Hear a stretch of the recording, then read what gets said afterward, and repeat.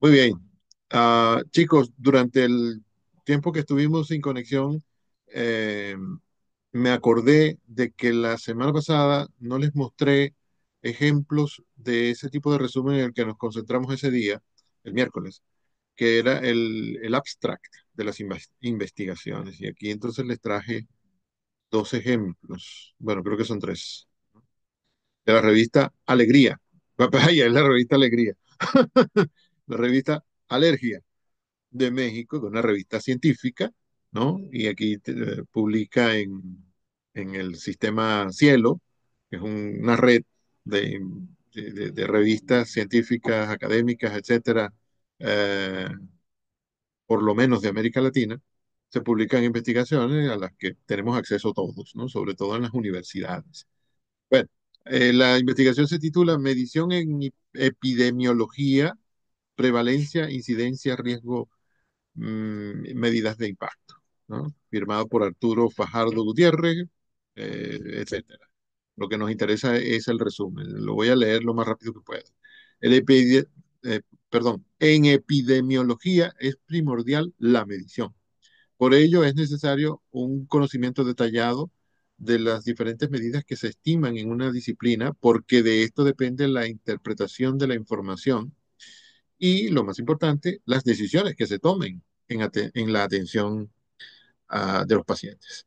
En este artículo se describen los tres principales grupos de medidas en epidemiología: frecuencia, asociación e impacto potencial.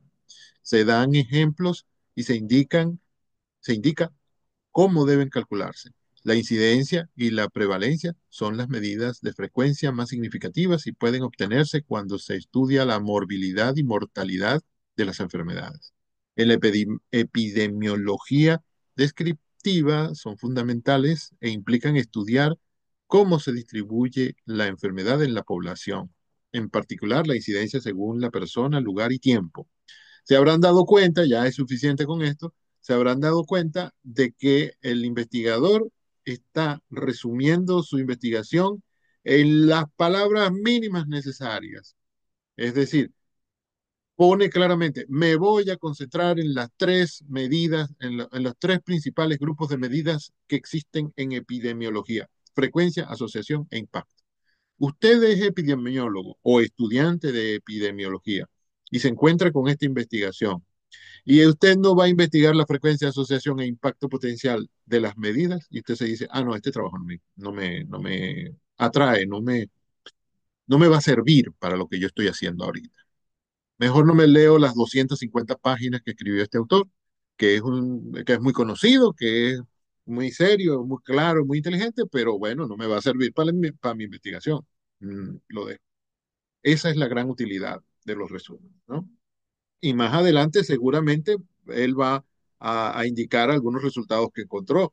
Y si a usted le interesa esos resultados por la investigación que usted está haciendo, usted dirá, ah, este es mío, me lo voy a robar de la biblioteca, me lo llevo para mi casa. No, eso no lo intenten nunca, ni lo piensen, ni recuerden que yo lo acabo de decir.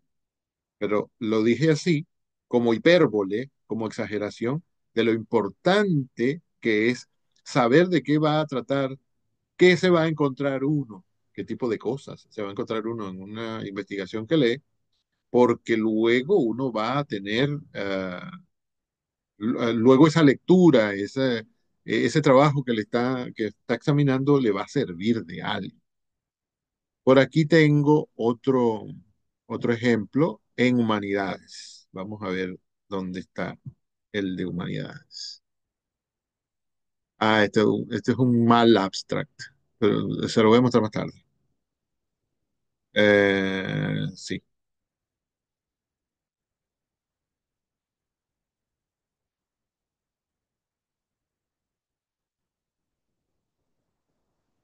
Este es un trabajo ya humanístico, ¿no? No científico. Científico también, porque también se utiliza el método científico para hacer esta investigación, pero es de una ciencia humanista. Ya no hace falta que yo vuelva a repetir nunca esta aclaratoria. La revista Atlante, que parece francesa. Ay, mira, no me había dado cuenta. Atlante, Revue d'études romanes. Bueno.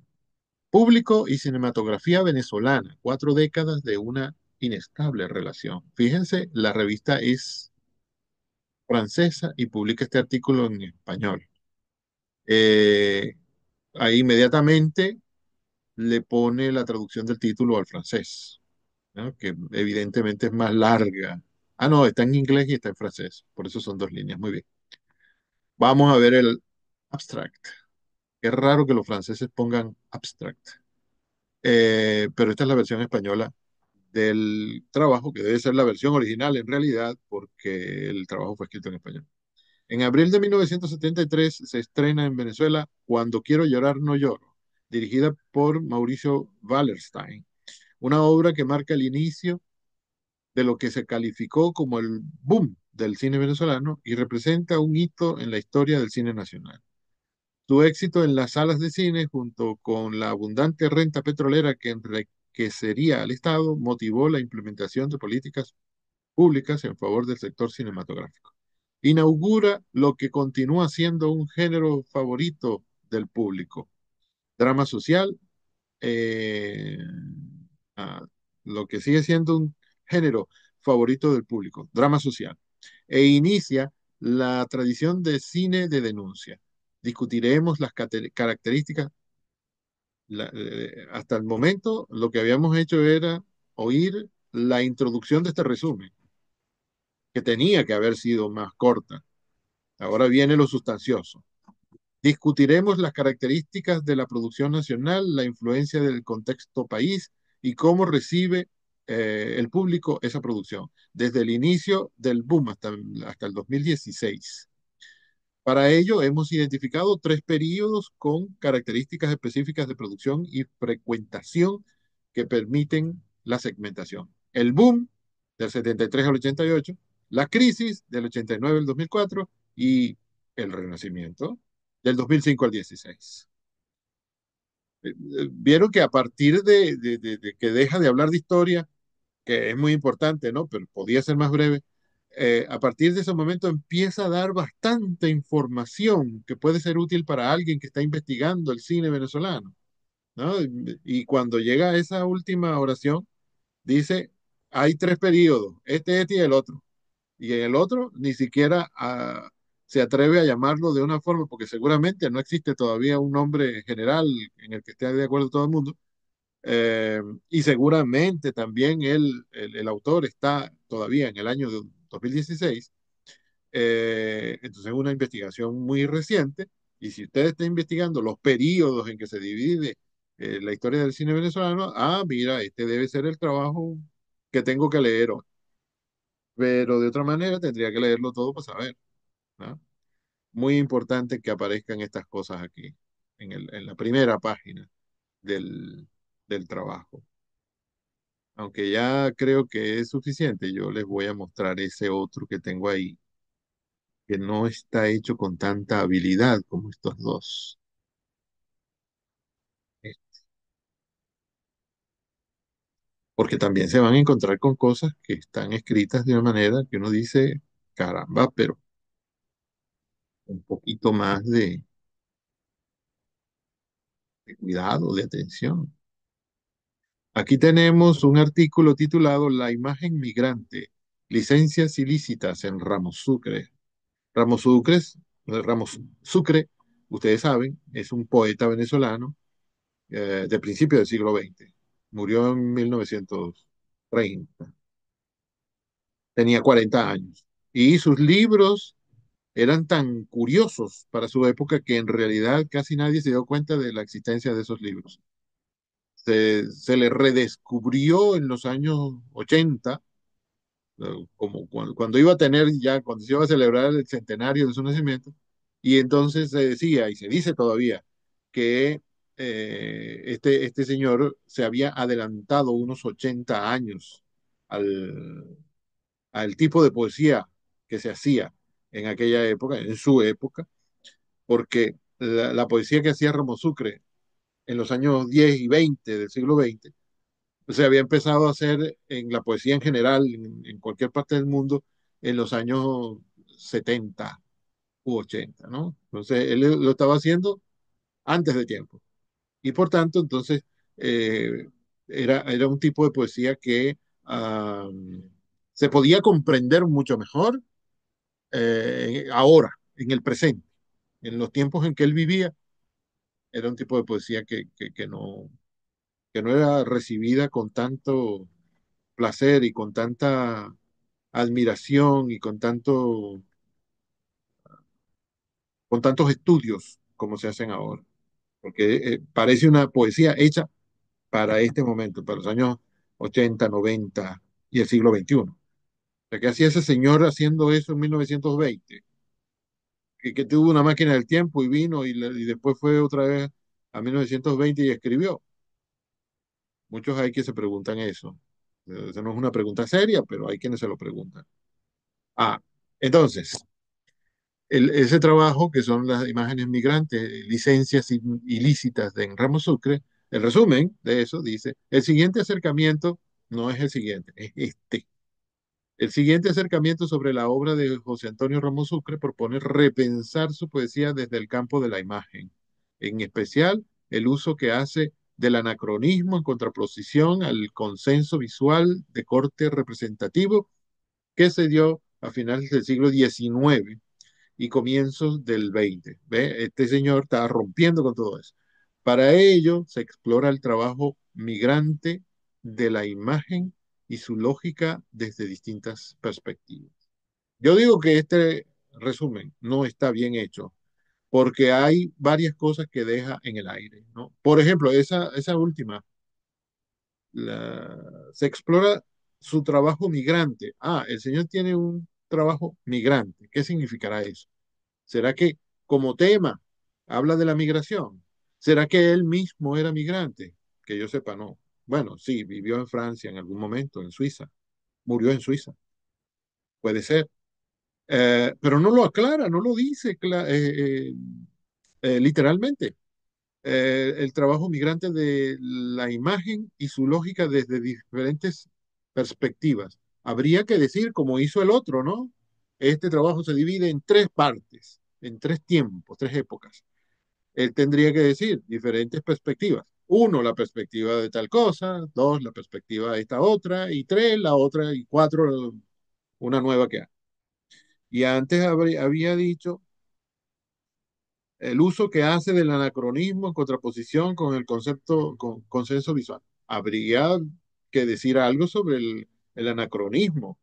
Algo que falta en los tres es mencionar los nombres de las teorías que se están utilizando, que normalmente también uno utiliza el nombre del autor. Me voy a basar en la teoría de fulano de tal, aparecida en la obra fulanita de tal año, y en la obra posterior, que tal otra obra, y este otro autor que también escribió sobre el asunto. Esos datos son los que normalmente aparecen en los resúmenes. A este le falta muchas cosas que hubiera sido el momento de decirlas. Sin embargo, bueno, como aclara que el trabajo se desarrolla en el campo de la imagen, bueno, si usted está estudiando la imagen, valdrá la pena echarle un vistazo. Si usted está estudiando otra cosa que tenga que ver con la poesía de Rama Sucre, quizá un trabajo dedicado solamente a la imagen no le interese. Descarta este, se pone a investigar otra cosa. Me faltó mencionar que el autor de este trabajo es Juan Cristóbal Castro, de una universidad chilena. Bueno, me había faltado decirles esto en la clase última. Si alguien tiene algún comentario, por favor, adelante. Mm, creo que ahora les quiero compartir, porque queda poco tiempo, una parte del video que van a ver más tarde. Espero que sea pronto. ¿Y dónde lo tengo? Aquí está.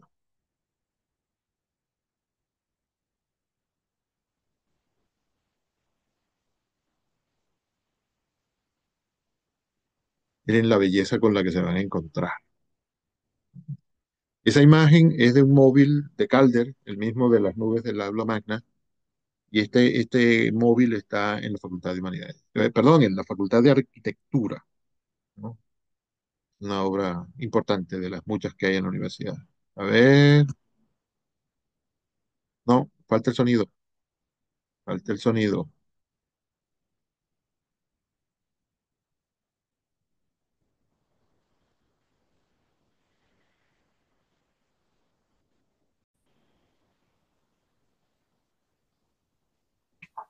Saludos, mis estimados estudiantes, todos los estudiantes de Lengua Española 1 de la Escuela de Idiomas de la Universidad Central de Venezuela.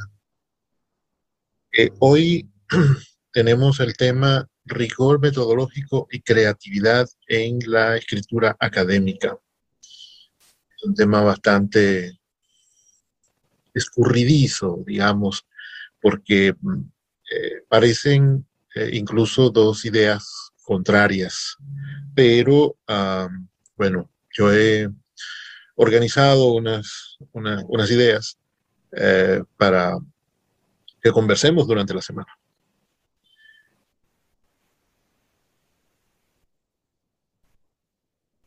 En primer, uh,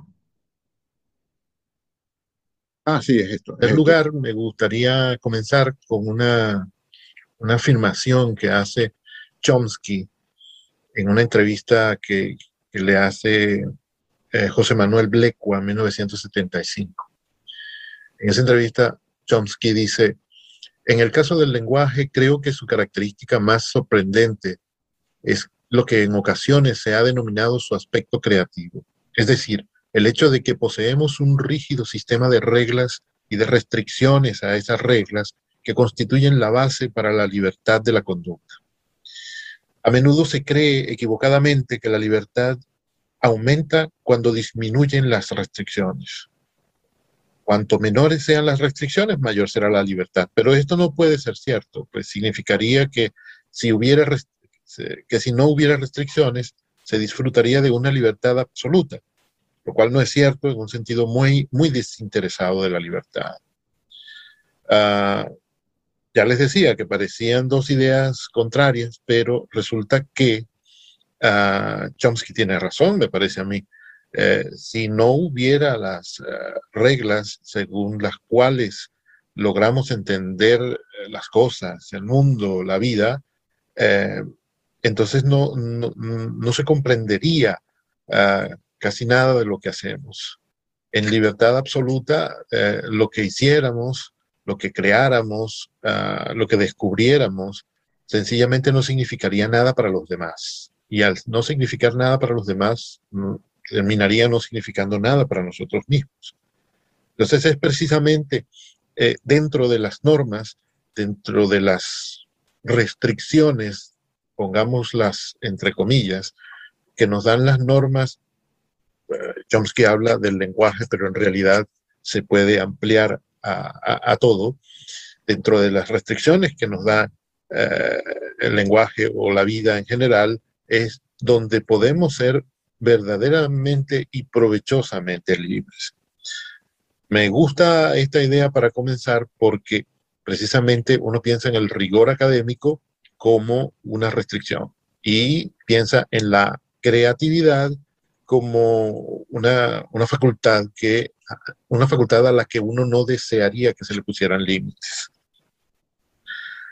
Bueno, la creatividad es una cualidad del ser humano que le permite producir un objeto nuevo, definir un nuevo procedimiento, mejorar uno ya existente para hacer una cosa, hacer nuevos descubrimientos, ahí están al revés las dos palabras, nuevos descubrimientos científicos, descifrar incógnitas, dar nuevas formas o usos a un objeto ya inventado o simplificar la forma compleja de ver o de hacer algo. Eh, Pongo esta foto precisamente porque un objeto ya inventado antes, que significa que hubo algo de creatividad al inventarlo o al descubrirlo, no sé, luego de mucho tiempo el hombre le da un uso nuevo y eso ahí implica creatividad. Habitualmente se le relaciona al concepto de creatividad con el arte y disciplinas afines, pero también en la literatura, por eso pongo eh, libertad expresiva. Pero también hay espacio para la creatividad en la ciencia y en la escritura académica, que es lo que estamos tratando ahora. Eh, Vamos a leer esto. En el caso de la investigación científica, la creatividad se refiere a la forma nueva de encarar y resolver algún problema de índole científica, el cual puede ser que nunca se haya resuelto o que la nueva forma de resolverlo sea mejor o en último caso sea diferente. Una afirmación de un investigador de la Universidad de los Andes, apellidado Salinas. Eh, el rigor metodológico es un conjunto. Caramba, me doy cuenta de que voy volando. Este video lo hicimos en el 2022, creo. No, 21. Qué extraño, ¿verdad? Que hable tan poco de cada lámina. A ver, chicos, no sé, quizá ya la hora a la que debía terminar la clase ya llegó. A ver qué hora es. Faltan 3 minutos. Pero bueno, ustedes van a ver este video más tarde. No, no importa si lo detenemos aquí. Lo que quería era que comenzáramos a reflexionar sobre este asunto, esa idea que dije al principio, de que parece que rigor académico es como la restricción total a todo y que creatividad fuera la libertad total, ¿no? Y que esas cosas como que no van juntas. Tenemos que ponerlas juntas. Ya les había dicho en la llamada anterior que la inteligencia de uno como investigador, como estudiante, como profesor, como lo que sea, como autor de un trabajo cualquiera, pero sobre todo si es un trabajo académico. La inteligencia de uno radica precisamente en encontrar el parentesco que hay entre esos dos mundos, digamos, entre esos dos extremos, que cree uno que son extremos, porque el rigor metodológico tampoco puede ser tan tieso que se vaya a quebrar apenas uno lo mueva, ni la creatividad puede ser tan libre bueno, que, como dije antes, no se entienda lo que uno cree, lo que uno fabrique, lo que uno obtenga de su trabajo. Eh, Tienen que ir de la mano, porque de esa forma puede ser útil. Ya esto lo dije también. Y fíjense cómo Chomsky, que es precisamente Chomsky, esta autoridad en los estudios de la lengua, nos dice las normas de la lengua, pero no se las puede aplicar a todos. Las normas de la lengua parecen muy estrictas, pero si no fueran así, no entenderíamos lo que decimos. Si no fueran así, además, no habría espacio para crear cosas nuevas. Y en la lengua estamos creando cosas nuevas todos los días. Ustedes hace unas semanas me enseñaron, bueno, no sé si fueron ustedes o el grupo de segundo año, pero no importa, tienen la misma edad. Ustedes hace unas semanas me enseñaron el verbo funar, que yo nunca había oído hasta ese día, ¿no? Eh, y esa es una creación, una cosa nueva, una palabra nueva, y además un concepto, no, un concepto nuevo no es, porque lo que significa funar existe desde que el hombre es hombre, desde que el mundo es mundo. Pero son las reglas de la lengua las que nos han permitido convertir no sé qué palabra, seguramente la palabra fun del inglés, en un verbo en español. ¿Cómo hace usted cuando quiere crear un verbo en español? Nos podemos preguntar. Y entonces cualquier mente, entienda o no entienda esta pregunta, porque cuando uno no ha estudiado un poquito de gramática, esta pregunta está medio compleja. Eh, Cualquier mente podría decir, un verbo en español, bueno, terminan con ar o con er o con ir. Bueno, ¿y cómo podemos llamar esto? Bueno, eso viene, lo que quieren es hacer fun de se quieren burlar, ¿no? Bueno, fun, ar. Sí, podría ser funer, pero no suena. Podría ser funir, pero suena ridículo. No, funar. Abro un paréntesis aquí para darles un dato histórico y también metodológico sobre la creación de nuevas palabras. Oigan, creación de nuevas palabras. en una disciplina que uno cree que es rígida, la lingüística, una metodología que parece muy rígida. Pero el pueblo, los hablantes comunes de la lengua, no nosotros los estudiosos del asunto, bueno, nosotros también, todos en general. Lo que pasa es que yo siempre hago esa distinción entre la gente que habla la lengua y la gente que la estudia, ¿no? Porque los que la estudian están prejuiciados por el estudio científico de la lengua. Abro un paréntesis para darles el dato de que entre más actual, entre más reciente sea la aparición de un verbo en la lengua española, más probable es que ese verbo sea del primer grupo, es decir, los que terminan con ar.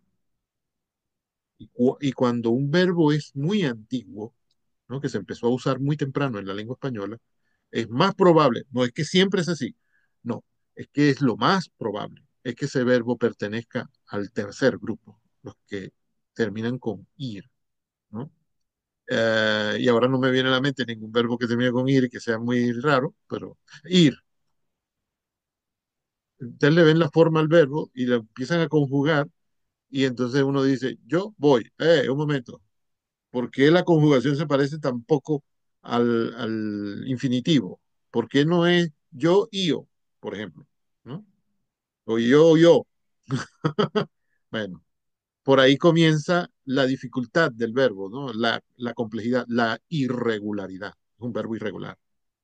Es muy irregular, porque si se lo siguen conjugando van a seguir consiguiendo esas faltas de uniformidad. En,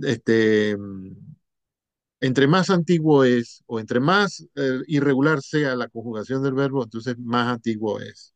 O suele ser así. Tampoco es así todo el tiempo.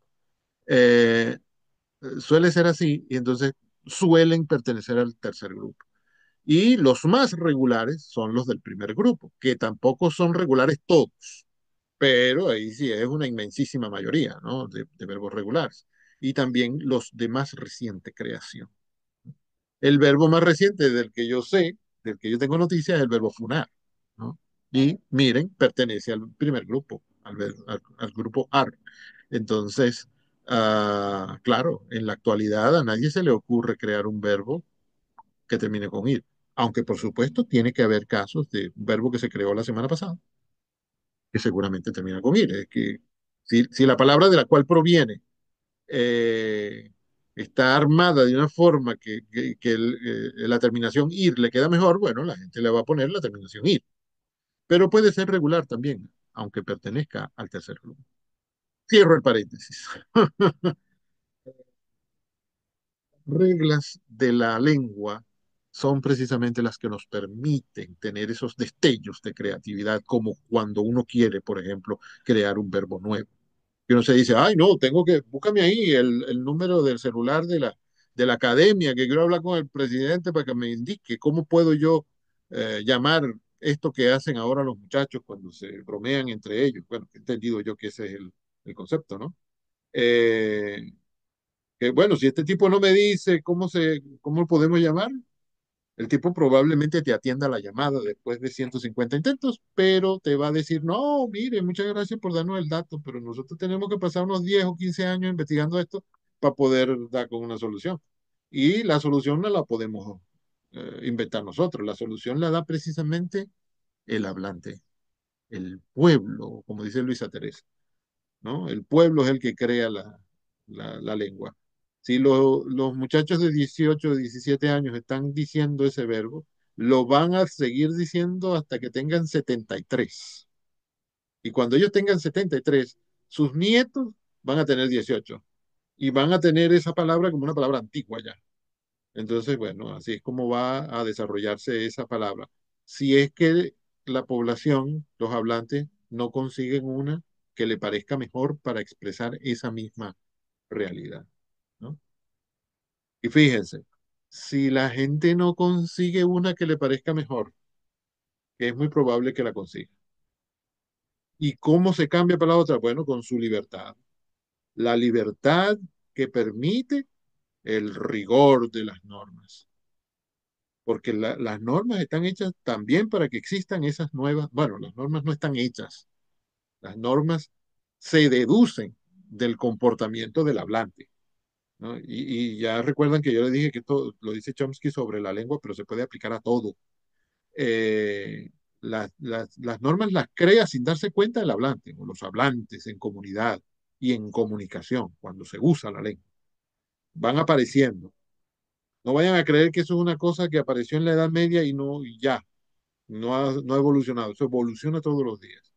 Y ahí precisamente vemos cómo existe la libertad y la creatividad y además la inteligencia y la picardía de los hablantes en medio de unas normas que decimos que son rígidas porque tenemos la idea de que las inventó un grupo de gente encorbatada que se reúne en un salón muy lujoso y que en la puerta dice Academia de la Lengua. Eso así exactamente no es. Nosotros los que estudiamos estas cosas tenemos que tener claro que las normas vienen de la gente. Es la gente la que las crea y sin voluntad de crearlas, ¿no? Sin ponerse de acuerdo. Es la gente la que las modifica cuando le hace falta modificarlas y es la gente la que las va utilizando de manera creativa y libre, ¿no? Claro, cuando uno llega a la academia está muy pendiente de las normas, está muy pendiente de la metodología, está muy pendiente del rigor de la investigación, de la escritura y de la concordancia, ¿no? Y de las normas de puntuación, etcétera, y eso tiene que ser así, pero ahí también hay creatividad, también hay libertad. Bueno, ya me pasé. Les dejo esos pensamientos para que ustedes sigan examinando estas cosas durante la semana y que nos veamos el miércoles y que participen en el foro que ahora está abierto ahí. Si no les llega el aviso, ustedes de todas maneras pueden ir a Canvas y encontrarlo. Y si no me avisan, por favor, bueno, no voy a esperar que me avisen. Yo les voy a mandar los vínculos que ya se los mandé. No, yo les mandé eso. No importa, no importa, los voy a mandar otra vez. Chicos, ¿hay alguna pregunta o comentario? Los que quedan, que deben ser poquitos. Bueno, hoy siempre fueron poquitos. No, profe, no tengo preguntas, pero si acaso me meto en Canvas y no me aparece el foro, ninguno de los dos foros que ya he hecho, le aviso, Muy bien, que de hecho me perfecto. voy a meter ahorita. Ujú. Ok, entonces, como diría el filósofo aquel, ¡ay, nos vemos, mi cuate! Yo creo que los mexicanos ya no usan la palabra cuate. Significa algo así como en Venezuela usamos pana. Así dicen ellos o decían, yo no sé, cuate. Y Cantinflas lo usaba todo el tiempo. Mi cuate. Ah, cuate me gusta más porque se parece más al náhuatl, a la lengua indígena, la principal lengua indígena que había en México cuando llegaron los españoles. Se parece más a una lengua autóctona que la palabra güey, que debe venir, yo no lo sé con certeza, parece provenir del inglés. Entonces, quién sabe, a lo mejor ahora descubro que también es una palabra indígena. Dios me los bendiga, chicos. Chaito. Hasta luego, profe. Ok.